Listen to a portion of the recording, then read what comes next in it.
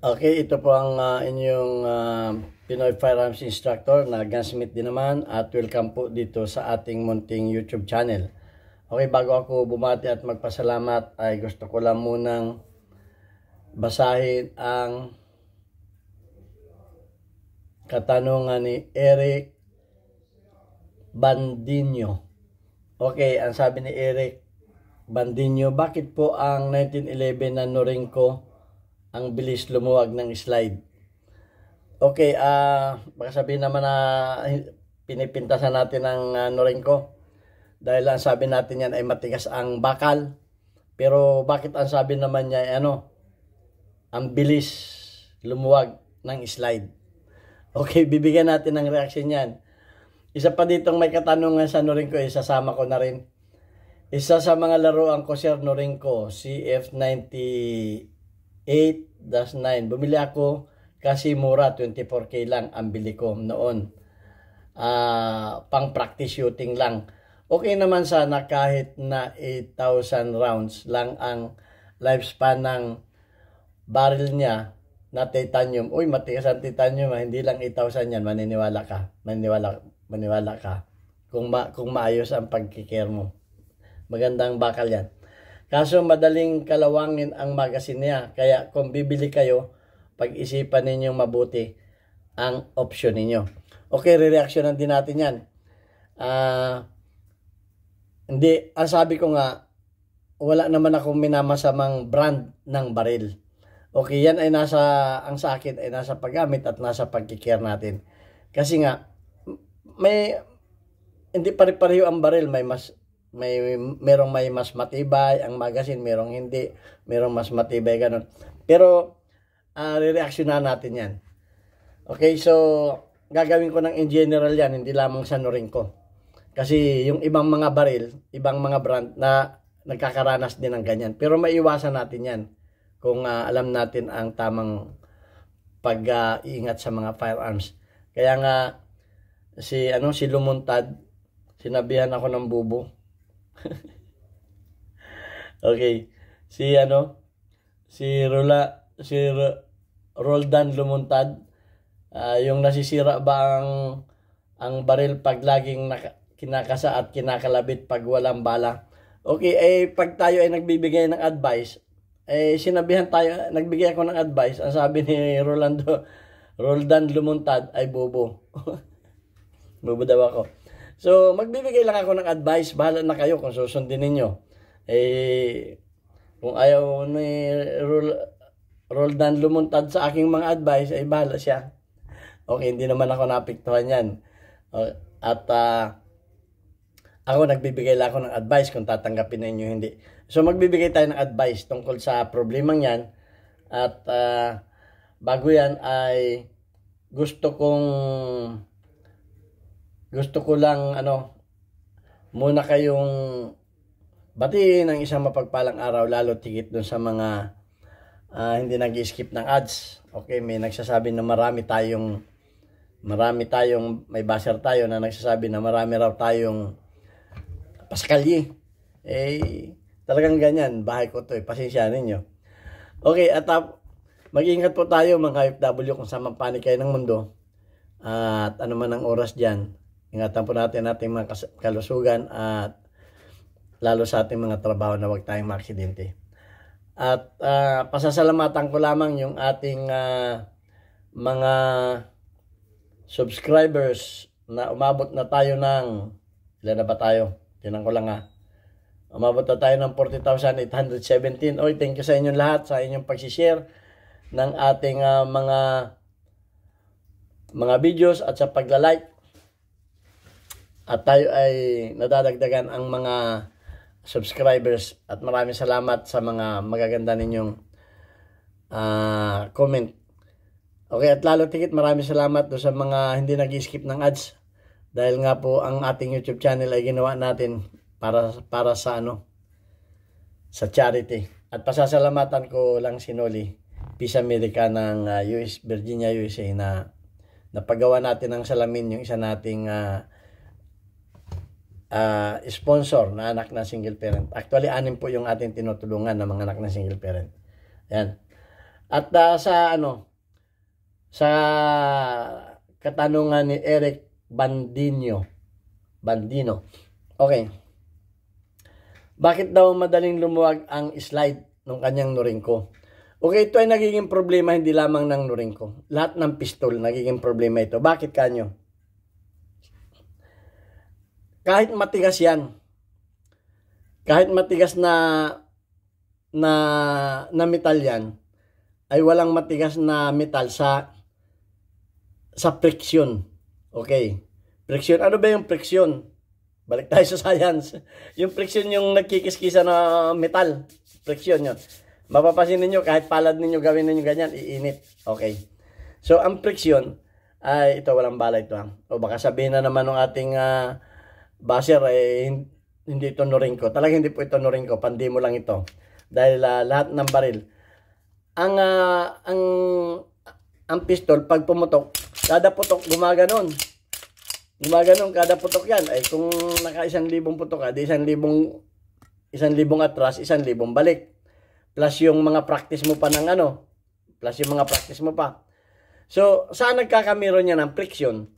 Ay di sa slide, sa railing. Okay, buksan natin ito.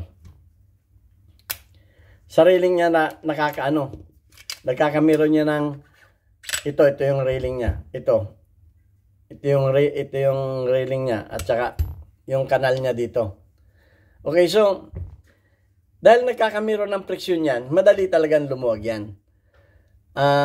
Bilang isang mekaniko, may mga karanasan ako sa mga bushing. Yung mga pin matitigas yan. At yan ay kalimitan ginagamit niya sa mga moving parts. Pero ang kalaban ng pin kalimitan ay bronze o brass, ganyan. Sa mga crankshaft, signal, yan ang mga basta mga moving parts, nagkakamero niya ng friction. Pero ang sabi nung teacher ko sa science ay ways of reduction of para mabawasan yung friction. Ang sabi ay water, oil, and grease. Yun lang yung natatandaan ko. Awang kung may natatandaan ko pa kayo nung high school kayo. Yun daw ay ways of reduction of para mabawasan yung friction. Yun ang excuse me. Okay, para mabawasan yung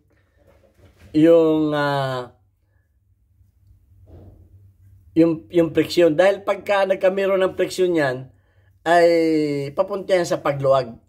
Okay. Kahit paanong tigas ng isang bakal, walang laban yan sa friction. Bibigyan ko kayo ng isang halimbawa. Itong bearing. Yan, ito bearing. Itong bearing, ginagamit ito sa mga moving parts. Ito yan, bearing nga. Pag kayo ay nakakita ng bearing na walang cover, ito ay nakababad. Ginagamit ito dun sa mga nakababad sa langis kamukha ng loob ng makina. Ito nakuha ko ito sa main bearing ito ng single engine. Okay. So wala yang dahil sa crankshaft ito crankshaft bearing. Wala itong cover dahil yung makina ay nakababad sa langis. Okay, mantakin niyo yung makina, nag-RPM yan ng 3,000 per minute. Ang friction yan. Siyempre pag uminit yan may friction. So nakababad yan sa langis. Bakit naman mayroong mga bearing naman na hindi nakababad sa langis? Totoo yun. Pero yung mga bearing na yun ay kagaya nito, silyado. Yan, sealed yan. Bakit yan ay may sealed? Kung bubuksan ninyo yan, puno yan naman ng grease. Yan, puno yan ng grease. Yan ang mga example ko sa mga friction. Kasi dapat may mga facts tayo So, pag kayo nakakita ng mga bearing na mga silyado, yan ay may grease at ang purpose, ito ay yung ginagamit sa mga wala sa loob ng makina. Pag nasa loob ng makina, nakababad sa langis, yan ay open yan. Yan ang isang pinakamatigas na materialis, bearing. Okay, pero pag ito ay subukan ninyo ito ay gamitin ninyo sa hindi nakababad sa langis o walang grasa, naka-open na ganyan. Ito hindi tatagal. Masisira agad. At mapapansin ninyo, sobrang mag-iinit agad yan. So, punta tayo sa slide. Ayan, punta tayo sa slide. Dahil ang slide nga ay kada putok ay atras abante, ay magkakameron talaga ng friction yan.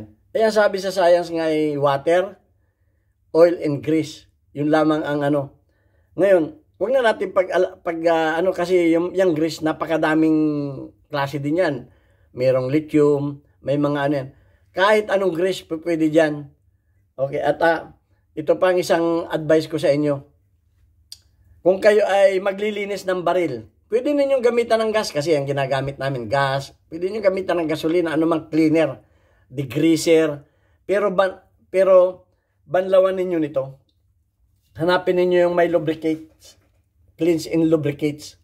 Kung gagamit kayo ng mga panlinis na ganito, banlawan ninyo ng ganito. Dahil ang for protection na naman ito, yung mga pyesa sa loob, yung mga malilit na pyesa na hindi ninyo pwedeng applyan ng grasa o langis, ito ang magpo-protect. Okay? So, lubricates yan, may lubricator niyan. Pero, ang dapat ninyong ingatan dyan ay itong railing. Ito talaga yung nabubugbog sa mga baril. Kaya ngayon, ano ang gagawin ninyo? Pag bago pa ang inyong baril, ang gamitin ninyong langis ay yung mga synthetic na malalabnaw. O may nagtatanong sa akin yung mga Singer sewing machine na langis. Pwede yun, malalabnaw yun. Pwede ninyong i-apply dito yun. Huwag naman yung sobrang dami na tatalsik hanggang sa mukha ninyo. Lagyan ninyo pag bago pa yung inyong mga baril. Basain ninyo ito. Yan. Yung mga langis na say 30. Okay. Kasi pag 40 na ay medyo malapot na. Okay. Marami kasing klase din ng langis. Yan o. Kamukha nito. Yan o. Medyo malapot na yan. Okay. So pagka medyo napapansin ninyo na may konting kalog na, yung medyo mga malalapot na langis nang ilagay ninyo. Kung kasi pag malapot na yung langis, yun ay nakakabawas ng kalog. Tingnan ninyo yung mga ginagamit na gear oil. Yung mga gear oil, medyo malapot na yun. Kung malaki na ang kalog ang inyong slide, gear oil na ang gamitin ninyo. Huwag naman ninyo ilubog sa gear oil. Punasan ninyo ng kaunti yan. Kung malaki na ang kalog. Yan. Kasi, kahit ano namang baril, hindi lang Norinco, kahit anong baril at hindi ninyo nalagyan ng tama na paggamit, ay madaling kumalog yan. Hindi lang sa Norinco. So baka sabihin naman natin, sobra naman nating pinipintasan yung Norinco. Hindi natin. Matigas ang sinasabi ko lang, kahit anong tigas ng bakal mo, kung yan ay hindi mo ginamitan ng tama, ayan ay madaling masisira. Kahit anong bagay at hindi mo nagamit ng tama, ay madaling masisira. So, meron talagang mga procedure. Ang hirap lang, pag ako ay nagbigay ng yung iba nagagalit pa. Sabi pambubo, siguro gusto niya maraming masirang baril. At baka siya ay gunsmith. Siyempre, pag maraming nasirang gamit, si Lumuntad. Siyempre, pag maraming nasirang gamit, ay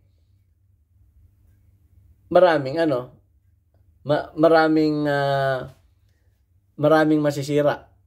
Siyempre, ako naman bilang isang firearms instructor ninyo, siyempre, bibigay ako ng advice. Yung iba naman, nagagalit sa akin pa ako nagbibigay ng advice. Sinasabihan pa tayo ng bubo. Pero walang problema sa akin yon. Kung sabihin mo ako ng bubo, edi ikaw na magaling. Okay, basher ka lang naman eh. Okay, maraming nagsabi, wag daw natin pansinin yung basher. Pero sali rin natin yung mga yan, kulang sa pansin yan eh. Okay, yun ang mapapayo ko sa inyo. Ngayon, doon sa talagang sobrang kalug na, yung malaki na talagang kalug, gamitan ninyo ng grasa, walang masama. Grasa, grease. Ay kasi yun ang turo ng teacher natin eh, grease. Gamitan ninyo, punasan ninyo yung slide niya, punasan ninyo. Yan ay makakabawas yan. Makakabawas yan ng kalug. Kung mapapansin ninyo. Kasi mapapansin naman ninyo ang mga firearms kung talagang kalug na eh. Kasi mararamdaman naman natin yan. Sandali, lalagay ko lang ito